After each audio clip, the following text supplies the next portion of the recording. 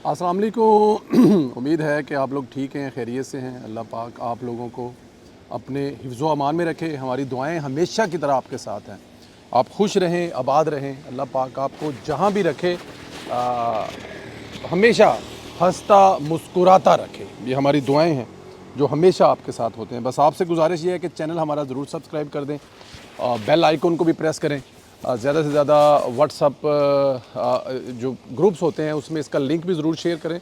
उससे ज़रा ये होता है कि यूथियों की नज़र कहीं पड़ जाए तो फिर वो आपको बड़ी दुआएँ देते हैं। सॉरी, बद्दुआएं बेचारे यूथी नहीं देते बल्कि दुआएं देते हैं।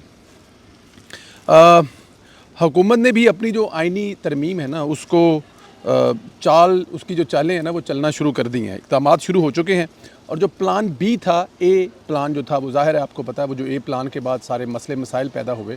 उसके बाद जो बी प्लान था उस पर भी अमल दरामद हो चुका है। महसूस नशिस्तों के लिए स्पीकर कौमी असम्बली इजाज़ सादिक ने इलेक्शन कमीशन को एक और ख़त लिख दिया है और याद करवाया है कि एक खत पहले भी भेजा सी, ओदा भी दसो कि की बनया, तुहानूं दूजा खत क्यों लिखना पै रहा है कि महसूस नशिस्तों पर फैसला करें। पहले भी ख़त का अभी तक फ़ैसला नहीं हुआ तो इसलिए उन्होंने याद दहानी के लिए एक ख़त और लिख दिया है। अच्छा, इलेक्शन एक्ट के बाद महसूस नशिस्तें पीटीआई की तो बनती नहीं है और सुप्रीम कोर्ट का फ़ैसला भी गैर मौसर हो जाता है। इसलिए स्पीकर बार बार इलेक्शन कमीशन को ख़त लिख कर याद करवा रहे हैं। इस मकसद के लिए इलेक्शन कमीशन ने अब कल हंगामी अजलास तलब कर लिया है। अब अजलास में महसूस नशिस्तों और स्पीकर के ख़त पर गौर होगा। मुमकिन है कि इलेक्शन कमीशन महसूस नशिस्तें हुकूमती इत्तेहाद को दे ही दे या फिर सुप्रीम कोर्ट को दोबारा रजू करें कि करना क्या है ज़रा ये बता दें। लेकिन मेरे ख्याल में ये कोई लंबा चौड़ा काम नहीं है। 2-4 दिन में ये जो है ना इस बात का फ़ैसला हो जाना है। जो स्पीकर साहब बार बार याद करवाने की कोशिश कर रहे हैं इलेक्शन कमीशन को, इलेक्शन कमीशन को आज नहीं तो कल इसका जवाब देना ही पड़ेगा, क्योंकि ज़्यादा लंबा चौड़ा काम रह नहीं सकता या ज़्यादा लंबा चौड़ा जो है ना वो टाइम इस पर लगना नहीं चाहिए। इधर इमरान खान से मुलाकातों पर पाबंदी, पीटीआई की दौड़ें लगी हुई हैं क्योंकि वहाँ से इंतशार की हदायत जो है वो ज़ाहिर है इमरान खान साहब की तरफ से आती हैं। हुकूमत ने इंतशार की सप्लाई बंद करने का फ़ैसला कर लिया है। अच्छा फ़ैसला किया है, लेट किया है लेकिन अच्छा किया है। इमरान खान के वकील इंतज़ार पंजोता साहब ने इस्लामाबाद हाई कोर्ट में दरख्वास्त दायर की और कहा है कि फ्री कैन का कॉन्डक्ट अदालती अहकामात की खिलाफ वर्जी कर रहा है। अदालती जो है उस अदालती जो हुक्म है उस पर अमल दरामद कराने के लिए अदालत कुछ करे। अदालतों का वह तरला कर रहे हैं, लेकिन मेरे ख्याल है अदालतों का भी ये मुल्क उतना ही है जितना इमरान खान का है। अदालतों का भी ये मुल्क उतना ही है जितना इसके 26 करोड़ अवाम का है। तो जो 26 करोड़ अवाम है उनके जो किस्मत से इमरान खान साहब बार बार खेलने की कोशिश कर रहे हैं वो आपके सामने है। मैंने पिछले दिनों एक ट्वीट किया था कि हमारे एक दोस्त हैं, उनसे मेरी बात हो रही थी, तो उनका जो शॉप जिस मार्केट में उनका बिज़नेस था वो जुमे वाले दिन, फ्राइडे वाले दिन उनका जो बिज़नेस होता था वो 1.5 से 2 करोड़ रुपए का उनका होता था। एक दुकान का बिज़नेस होता था, होलसेल की उनकी दुकान थी। एक दिन बंद होने से उनका 1.5 से 2 करोड़ नुकसान हुआ है, क्योंकि पूरा लाहौर बंद था जो इमरान खान साहब ने ड्रामा पिछले वीकेंड पे लगाया हुआ था। अब एक दुकान की सेल 1.5 से 2 करोड़, अब सोचें उस मार्केट की, फिर उस शहर की, फिर उस मुल्क की। तो अदालत को देखना ये चाहिए कि एक दिन जो इमरान खान साहब इस मुल्क में ये क़यामत लाते हैं उसने कितने अरबों का नुकसान होता है। हुकूमत अब सिक्योरिटी की बनाकर कोई भी फ़ैसला कर सकती है। बहरहाल अदालत ने ही फ़ैसला करना है, लेकिन अदालत को ये चीज़ें मेरे ख़्याल में नज़र आ रही हैं और अदालत इस पर जो है वो ऐसे ही नहीं कह देगी कि चलो जाओ जी इमरान खान दे बूहे खोल दो और जिन्हें मिलना जाके मिल लो। मेरा नहीं ख्याल ऐसा अब जो है वो होने वाला है। तो इसलिए पंचोता साहब जो हैं वो अब आपको थोड़ा सा सब्र ही करना पड़ेगा। इधर काजी साहब ने दीगर जजों की सुलह कराने के लिए जस्टिस याहिया अफरीदी भी जो है वो मैदान में आ चुके हैं और ये बड़ी अच्छी बात है, ये पॉजिटिव बात है। पीटीआई का प्लान नाकाम बनाने के लिए उन्होंने अहम कदम उठाया है। जस्टिस याहिया अफरीदी जजिस तलखियाँ दूर करने के लिए मुतहरिक हो गए हैं। याहिया अफरीदी की चीफ जस्टिस काजी फैसला से तलखियों के मामले पर बातचीत हुई है और चीफ जस्टिस काजी फैसला ने जस्टिस याहिया की बात पर हामी भी भर ली है और जस्टिस याहिया अफरीदी ने कहा है कि जजिस तलखियों को दूर करने में किरदार अदा करना चाहता हूँ। चीफ जस्टिस ने मामले पर तावन की यकीन दहानी कराई है। मेरे ख्याल में काजी साहब तो इसके ख़िलाफ़ हो सकते ही नहीं हैं। जब देखें काजी साहब जाने से पहले क्या अपने साथ बैठ के उन्होंने जो पिछले 4-5 साल काम किया उनके साथ क्यों लड़ेंगे या क्यों झगड़ा है, या उनका किसी के साथ कोई लड़ाई झगड़ा तो है ही नहीं है। बात सारी आइन की है, जो तलखियाँ हुई हैं उसको अगर ख़त्म कर दिया जाए और उससे सुप्रीम कोर्ट और उस सुप्रीम कोर्ट में बैठे लोगों का अगर फ़ायदा हो रहा है तो इसमें प्रॉब्लम क्या है, मसला किस जगह पे है। तो मेरा नहीं ख्याल कि काजी साहब इसमें कोई मसला पैदा करें या मसला बनाएं। ये मसला जो होगा वो आपको पता किन के लिए होगा, लेकिन उनके लिए भी मसला अब नहीं होना चाहिए, क्योंकि उनके लिए भी अब सुना है कि अच्छी खबरें आ रही हैं, वो भी किसी जगह पे आगे जाके एडजस्ट होने की तरफ जा रहे हैं। और अगर जा रहे हैं तो फिर मेरे ख्याल में कोई मसला नहीं होना चाहिए। काजी साहब के साथ बैठें, चाय शाय पिएँ, हाई टी करें, खाने वाने खाएं, जाने से पहले उनको खाने वाने खिलाएं और उसके बाद फिर वो मामला ठीक हो जाएंगे। इससे ज़्यादा और हो भी क्या सकता है। और ये बड़ी अच्छी बात है, मैं बड़ा अप्रिशिएट करता हूँ याहिया अफरीदी साहब के इस स्टेप को।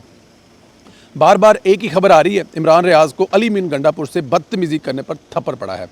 बताया जाता है कि मुबीना तौर पर काफ़ी सहाफ़ी रिपोर्ट कर रहे हैं, जिसमें मुर्तज़ा सुलंगी भी हैं।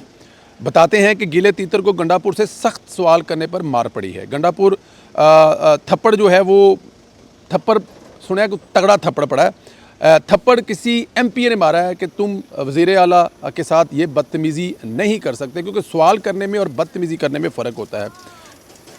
मेरे ख्याल में इसकी मजम्मत करनी चाहिए, लेकिन क्योंकि गिले तीतर को थप्पड़ पड़ना भी स्वाब के ज़ुमरे में आता है और आप उस थप्पड़ की गूंज गिले तीतर के वीलॉग में से निकाल सकते हैं। आजकल वो जो वीलॉग कर रहा है वो सारे के सारे वीलॉग जो हैं अगर आप देखें तो वो उसमें मतलब बारीकी से गंडापुर को गद्दार साबित कर रहा है, गंडापुर को मीर जाफ़र साबित कर रहा है और मीर सादक जो है वो साबित करने की कोशिश कर रहा है गंडापुर को, क्योंकि उसका ख्याल ये है कि गंडापुर ने अगर कमज़ोरी ना दिखाई होती तो इमरान रियाज साहब आज जेल से बाहर होते, लेकिन क्योंकि वो जेल से बाहर नहीं है और इसमें सारा कसूर जो है वो गंडापुर साहब का है। तो गंडापुर साहब के सामने जब आप ये बात करेंगे, अब देखें गंडापुर से ज़्यादा सगा तो इमरान रियाज नहीं है इमरान खान का। अगर आप वीलो करके आप समझते हैं कि आप पार्टी के वारिस बन गए हैं या पार्टी के मालिक बन गए हैं और पार्टी अब ऐसे चलेगी जैसे गंडापुर नहीं बल्कि इमरान रियाज चाहेगा या कोई यूट्यूबर चाहेगा, तो ऐसा नहीं होगा ना।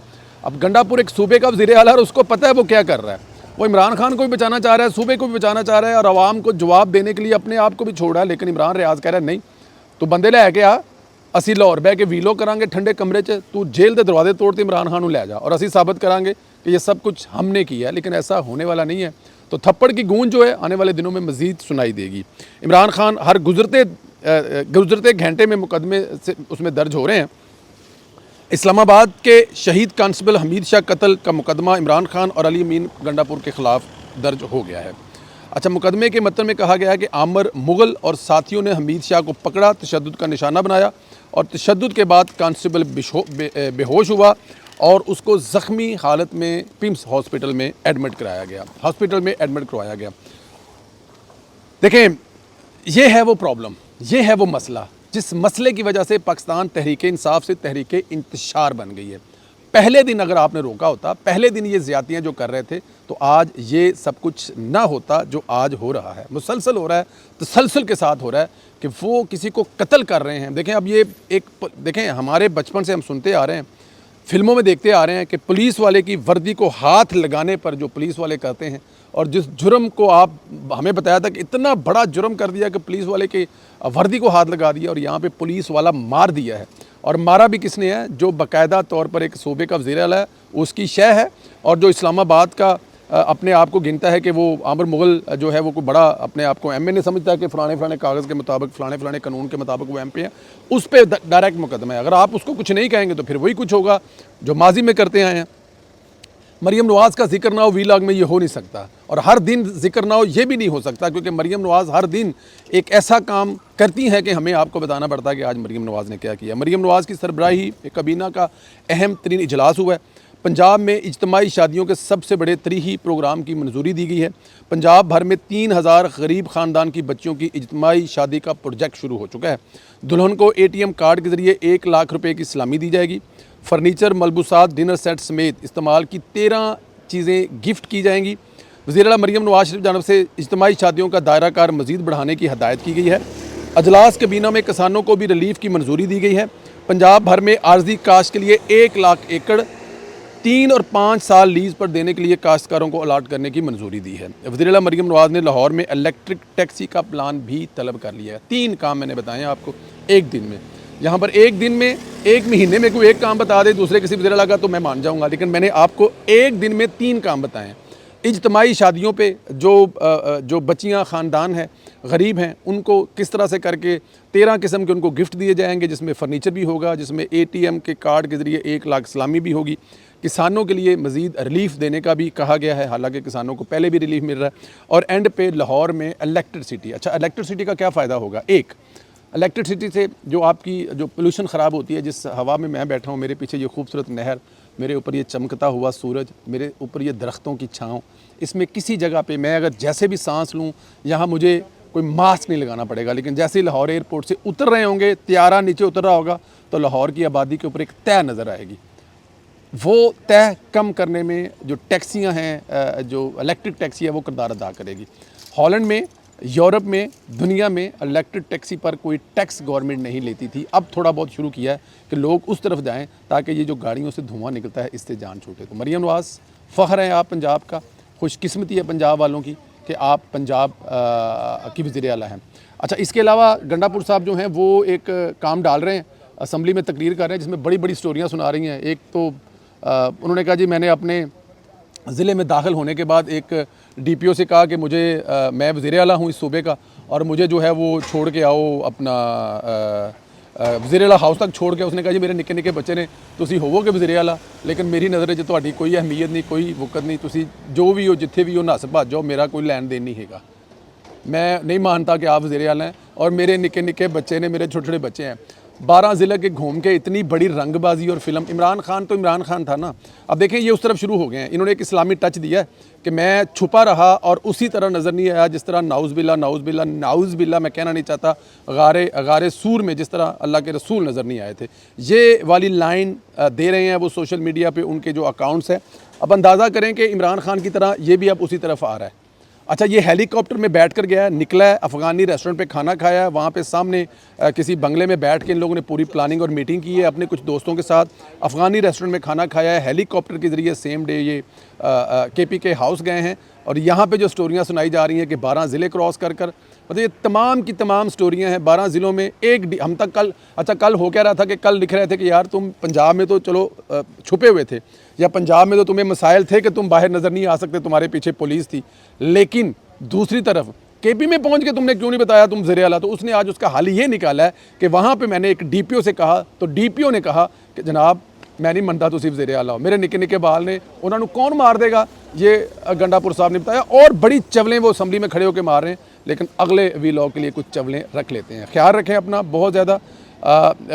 सरदार याद सादक ने ख़त लिख दिया है, तो हर गुजरते दिन के साथ आइनी तरमीम करीब होती जा रही है। जैसे मौलाना फजल मान साहब, आसफ अली जरदारी साहब और मियाँ साहब नज़दीक हुए हैं, इस पर कमेंट करें।